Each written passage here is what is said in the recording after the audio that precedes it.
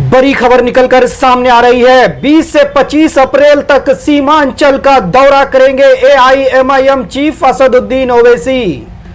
AIMIM प्रत्याशी अख्तरुल ईमान के पक्ष में मांगेंगे वोट। 21 को आएंगे सीएम नीतीश कुमार। हर दाढ़ी टोपी वाला बीजेपी को खतरा लगता है। ओवैसी बोले, सहयोगी हमें पार्षद का चुनाव नहीं हरा पाए, लोकसभा क्या हरा पाएंगे। लोकसभा चुनाव 2024 में प्रथम चरण का चुनाव समाप्त हो गया है। बाद अब दूसरे चरण की लोकसभा सीट किशनगंज पर अब अलग अलग पार्टियों के प्रचार प्रसार ने जोर पकड़ लिया है। सीमांचल के मुस्लिम बहुल्य किशनगंज लोकसभा सीट पर नामांकन के बाद से किसी भी पार्टी के कोई बड़ा नेता सभा या रोड शो नहीं किया है, लेकिन अब ताबड़तोड़ रैलियों का दौर शुरू होने वाला है। जहां कांग्रेस के राष्ट्रीय अध्यक्ष मल्लिकार्जुन खड़गे कल किशनगंज के लोहागड़ा में कांग्रेस प्रत्याशी डॉक्टर मोहम्मद जावेद आजाद के पक्ष में सभा किए।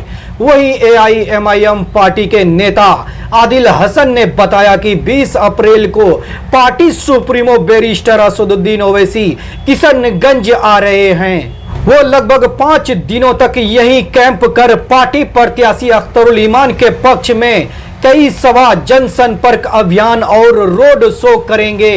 इस बीच जदयू के नेताओं ने बताया कि प्रत्याशी के पक्ष में संभावित 21 अप्रैल को सीएम नीतीश कुमार सभा करेंगे। ऐसे में गर्मी के इस मौसम में अब चुनाव प्रचार जोर पकड़ने के साथ चुनावी तपिश भी बढ़ गई है।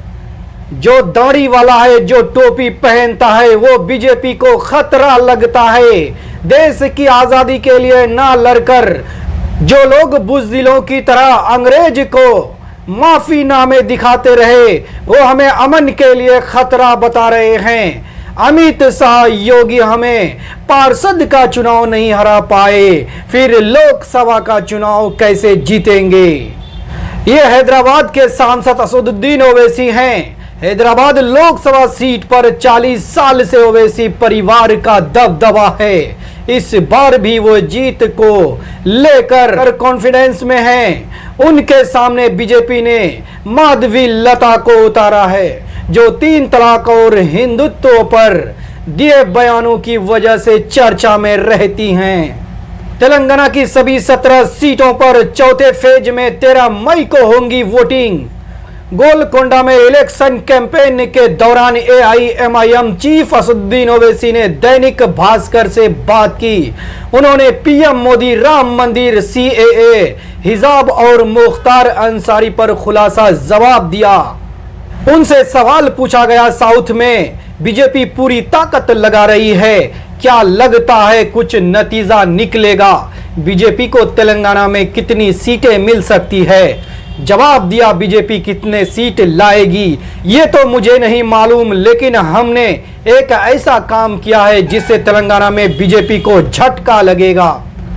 हैदराबाद और बाकी 16 सीटों पर लोगों से कहा कि बीजेपी को वोट ना दें। अमित शाह तो पार्षद के चुनाव में भी यहां पर आए थे। हैदराबाद में जिस वार्ड में उन्होंने प्रचार किया, वहां एआईएमआईएम के कैंडिडेट जीत गए। अमित शाह योगी हमें पार्षदी का चुनाव नहीं हरा पाए, तो फिर लोकसभा का चुनाव कैसे जीत पाएंगे। मुझे यकीन है कि 13 मई के दिन हमारी बातों को तेलंगाना की जनता कबूल करेगी।